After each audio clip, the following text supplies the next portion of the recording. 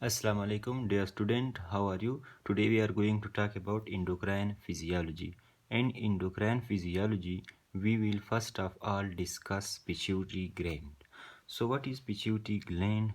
Pituitary gland is located in which part?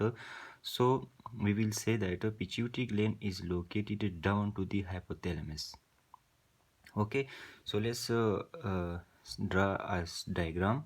For example, we have this is a brain, simple diagram. This is brain, this is midbrain, this is pons, this is medulla, and this is spinal cord. Okay, this is a diagram.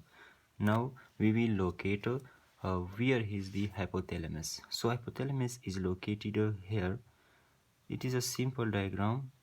This is hypothalamus, and from hypothalamus there is an extension.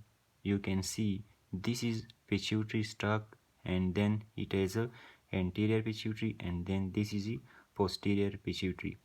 Here in the hypothalamus, below the hypothalamus, there are swellowing which are known as mammillary bodies. So this is anterior pituitary, and this is posterior pituitary, and this is hypothalamus. Okay, so this is the hypothalamus. Okay, now we will discuss how the development of a hypothalamus occur.